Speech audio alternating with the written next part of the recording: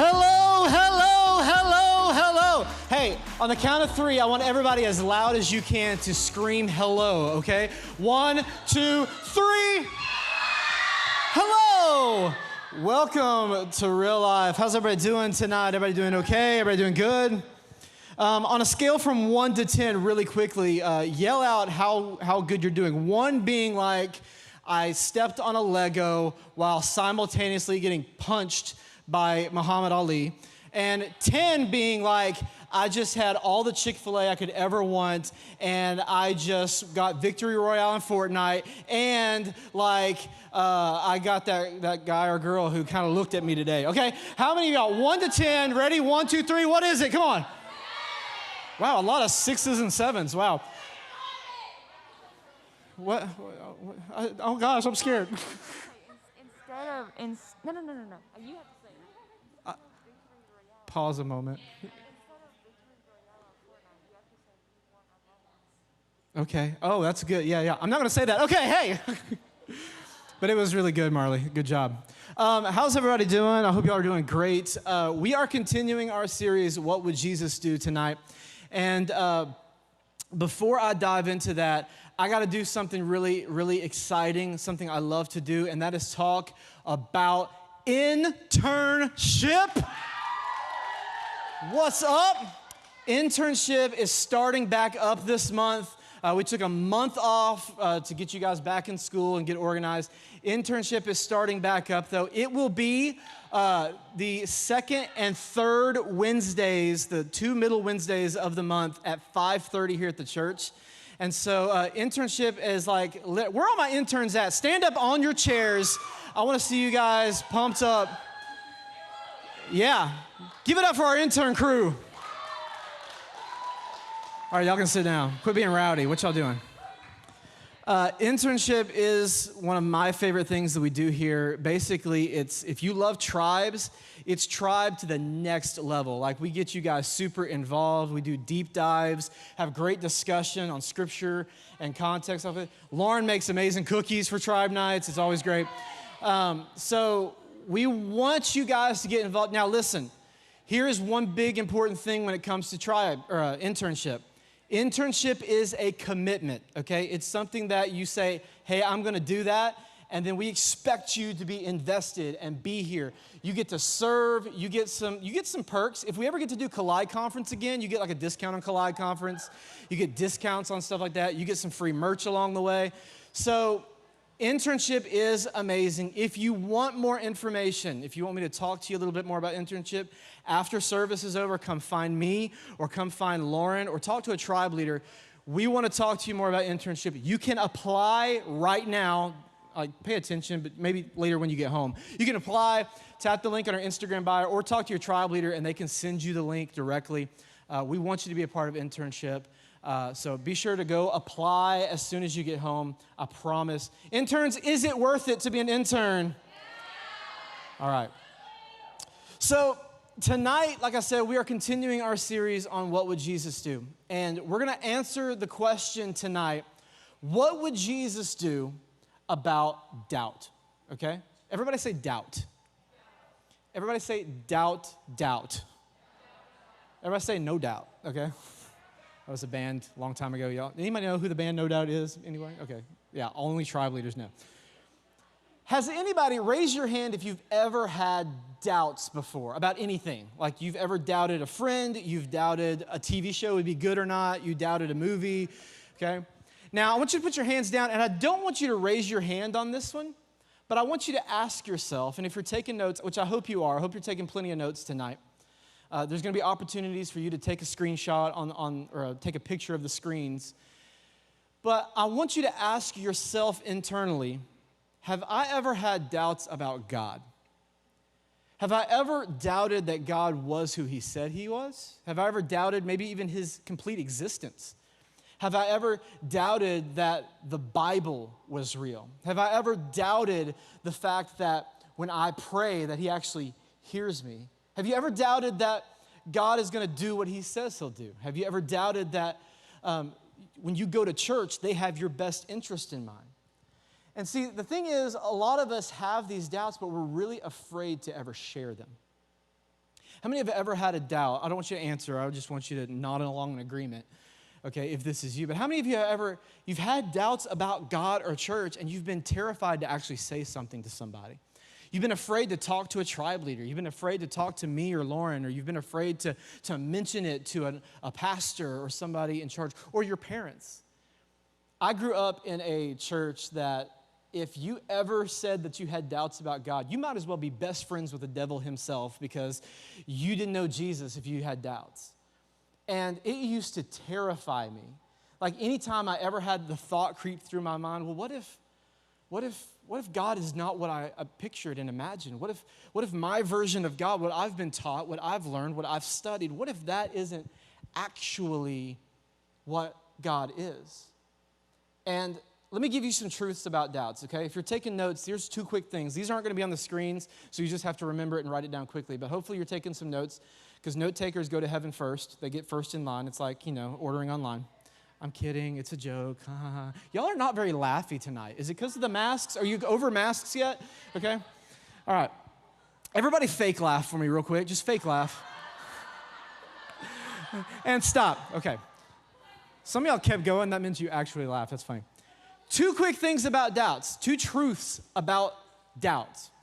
Number 1, can I encourage you tonight and let you know it's okay to doubt.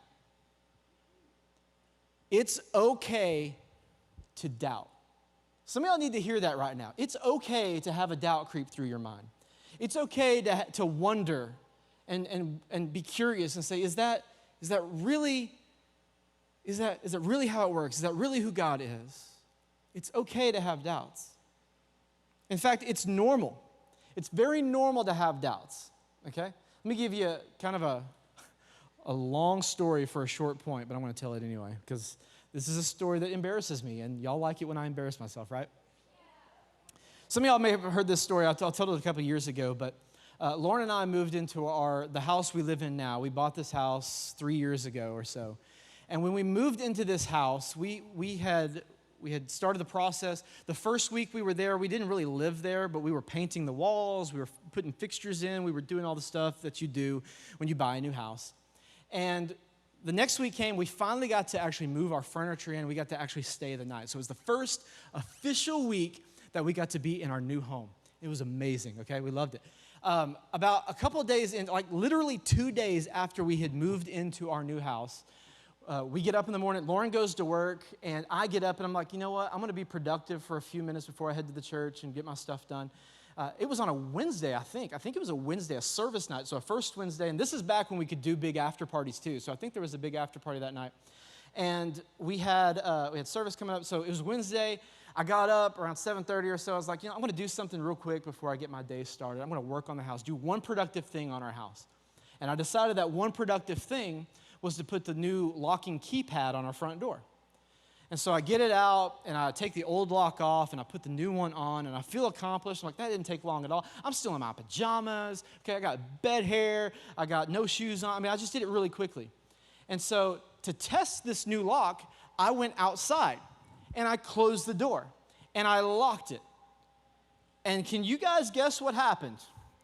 The lock did not unlock when I tried it. Here I am 2 days into a brand new neighborhood, a brand new house. I had locked myself out my own house.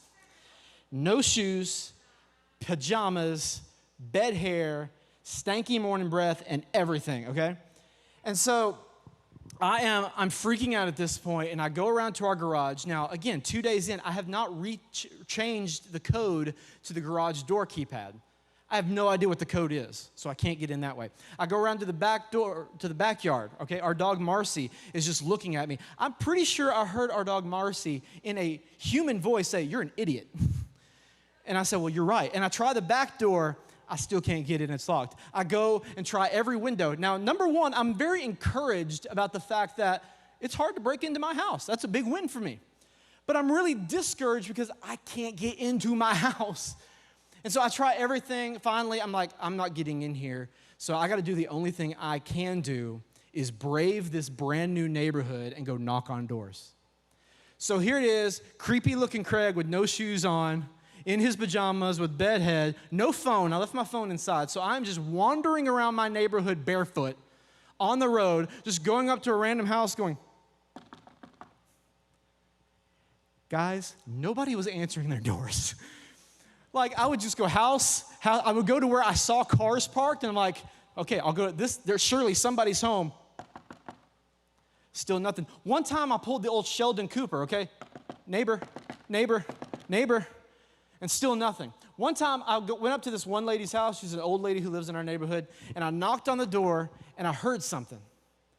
And I was like, okay, somebody's home. And I look over here at the window, and they close the window and never answer the door. I'm like, you know what? I wouldn't blame you. I look like a crazy person. I wouldn't open the door for me either. Finally, like 6 houses in, I'm knocking on the door, just knowing nobody's going to answer it. And out of the corner of my eye, rescue, I see the neighbor that's across from our house opens their garage door. And I'm like, seize the moment, okay? I didn't even wait for anything. I just made, I'm not kidding y'all. I was knocking here. I saw it out of the corner of my eye. I made a beeline. I just awkward walked, power walked, like your grandma does around the mall, I just power walked my way over there as fast as I could, looking her dead in the eyes, letting her know, don't go anywhere. Crazy man is coming for you. Please stay right where you are. Now, I'm very fortunate that she didn't have brass knuckles or pepper spray because she saw me coming. I could see it in her eyes. She was terrified. But she saw me coming, and I said, I promise I'm not crazy. That's not a good way to start a sentence, guys. I said, I promise I'm not crazy, but I got locked out. She thankfully understood, let me use her phone. I called my mom who lived in town to give me a ride to go get the spare key from Lauren. And the story had a happy ending. I was able to get into our house, and we were able to do service that night. I got everything done I need to get done. Here's my point. If I had not pursued rescue, if I had just gone, well, I'm locked out. I'm just going to sit on my front porch and just chill. You know what would have happened? I would have sat there until 5:15 when Lauren got home. It would have been a really, really bad day. But because I pursued rescue, it was only like an hour before I was back into my home. Here's the point I want to make, and we're going to put this on the screen, and I want you to take a screenshot of it. Don't put it up there yet, because I want you to make sure you get your phones out or take this note, because if you get nothing else I have to say tonight, I want you to get this. There is nothing wrong with doubt as long as you don't stay there. There is nothing wrong with doubt as long as you don't stay there. You can have the doubt, but then move forward. I want you to write this down. I don't have this on the screens. I added this in my notes very late, but I want you to write this down. This is such a good statement. Nothing changes if nothing changes. Nothing changes if nothing changes. If you're having these doubts now, if you don't do anything to pursue God, if you don't do anything to ask questions, if you don't do anything to study more, if you don't do anything to allow God to prove himself, then nothing will ever change, and you will be sitting in the locked out room of your house, in your heart, sitting in your doubt forever. And nothing will change if nothing changes. I want to read you guys a scripture. This is found in John chapter 20. This is a very popular scripture. You can take a screenshot of it if you want to. It's going to be a few slides, so maybe just write down John 20, verses 24 through 29. This story takes place after the death and resurrection of Jesus. Jesus has died, he's been buried, and he is raised again. And right before this verse, Jesus appears to the disciples. He appears to the disciples, and they're all like, oh my gosh, you are really here. You're really alive. And he proves himself to them. And then he leaves. But you know who was missing that day? This dude named Thomas, okay? How many have ever heard, raise your hand if you've ever heard of the guy Doubting Thomas, okay? Anybody ever heard of Doubting Thomas? Some of y'all, yeah? He literally is known in Scripture for this one thing, doubting that Jesus was raised from the dead. And this is where he gets this nickname of Doubting Thomas, happens right here. So let me read it real quick. Now Thomas, also known as P. Didymus. Okay, I added the P. It was really just Didymus. One of the 12 was not with the disciples when Jesus came the first time. So the other disciples told him, "We have seen the Lord." But he said to them, "Unless I see the nail marks in his hands and put my finger where the nails were and put my hand into his side, I will not believe." A week later, his disciples were in the house again, and Thomas was with them. Though the doors were locked, Jesus came and stood among them and says, "Peace be with you." Then Jesus said to Thomas, looked at Thomas square in the eye, and said, "Put your fingers here. See my hands. Reach out your hand. Put it into my side. Stop doubting and believe." See, Thomas missed the first time Jesus appeared. And then when the disciples told him, "Dude, he was here," he was like, "No, it's not true. It can't happen.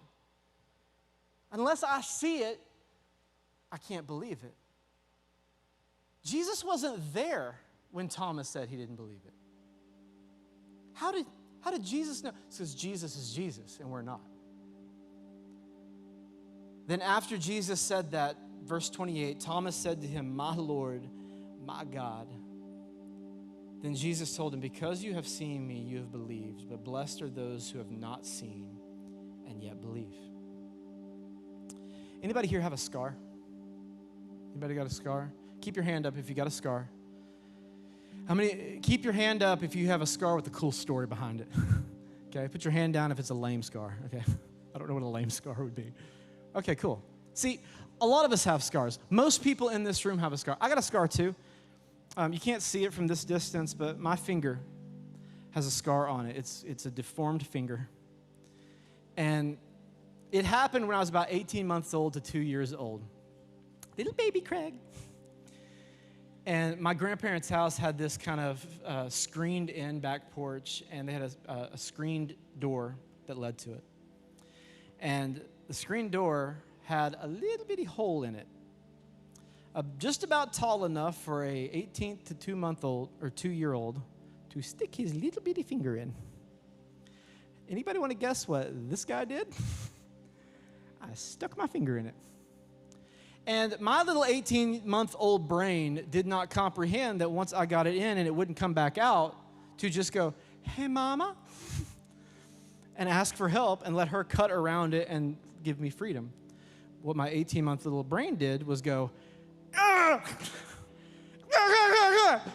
And I just went to town. I could not get it out. It was trapped. All those little, anybody know what a screen door looks like? All those little bitty pieces of wire digging into my finger. By the time it was over with, and I had cried bloody murder as loud as I possibly could, even though it was only maybe 30 seconds before my mom was there to take care of me, I had almost taken my fingertip completely off.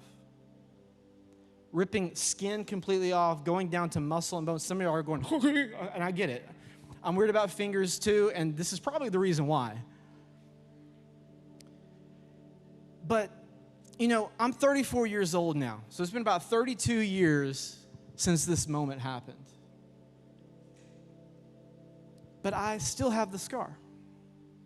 See, I'm not in pain anymore. It doesn't hurt. Most days, 99.99% of days, I don't even realize that it's there. But when I look at it, I go, "Oh yeah, I remember now." Here's the point. When Jesus showed himself to Thomas and he said, "Look at these scars. Look at these wounds. Look at this stuff. I'm not in pain anymore, but they serve as a reminder to you, believe me. Take comfort and know who I am and what I've done." I read a great quote today, and I'm going to wrap up with this. I saw a quote. It said this: "He showed me his scars, and in return let me pretend that I didn't have any." I love that quote. He showed me his scars so that I could pretend that I don't have any. Jesus right now, what would Jesus do about doubt? He proves himself. He proves himself to us time and time again. Our scars, whatever your past may look like, your scars have the potential to prove and remind us of God's faithfulness. So here's what I want to do. Every person, close your eyes all across this place.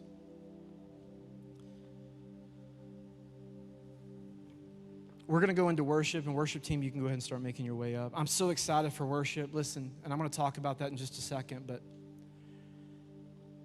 I want to encourage you for just a few minutes before we get into worship. I don't know what your past looked like. Some of you may be here and you're a sophomore, a junior, senior. You may be a junior high kid. Maybe you're like, well, Craig, I hadn't really lived a life long enough to really have any kind of big, grand story. But one thing I do know is we all have scars. We all have wounds of things that have happened to us in the past. That some days we're fine. We tell ourselves all the time, nothing's wrong, and I'm over it and I'm good. But those scars will stand to remind us of what was. What I want you to do is change your perspective on what a scar is. As not a, that's when I once got hurt, but rather let the scar say, yeah, that's where I once got hurt, but I'm better now. I got cut really deeply that one time, but I'm healed now. I got hurt really badly, but I'm still alive now. But more importantly, let it be an opportunity for the scars of Jesus and what he did. And I'm gonna take 1 minute. We've been doing, as a church, we've been doing Life of Christ, and we're doing this series in real life called What Would Jesus Do? And what I really, really, really, really, really want you guys to do is think about the life of Jesus for just a second. If you know about the life of Jesus, just take a minute as I tell this to those who may not know and just reflect on the goodness of God. If you don't know Jesus, Jesus came, born of a virgin, came as a child, lived life with us, perfect, sinless. The only reason he came to earth, it wasn't for the miracles, it wasn't for all that stuff. That was just to prove who he was. The only reason Jesus came was to die for us. To be that sacrifice for us so that we could live forever. So that we could walk through this earth and yeah, we're gonna mess up, yeah, we're gonna sin, we're gonna screw up, we're gonna totally botch it sometimes. But to still know, because of his sacrifice, we can hold our heads up high and know that he has grace for us, he loves us, and he believes in us. And when he died, he didn't just end there, came back after 3 days. And just like in this story with Thomas, for those of you that are in this place tonight, you may be doubting Jesus. You may be doubting who God is. Allow him to show you the scars. Allow him to prove himself to you. Nothing changes if nothing changes. If you're here tonight and you're saying, with nobody looking around, I want everybody, eyes closed tightly, shut, nobody looking anywhere, not even at me. And you're here and you say, Craig, right now my life feels terrible. And I'm having a lot of doubts about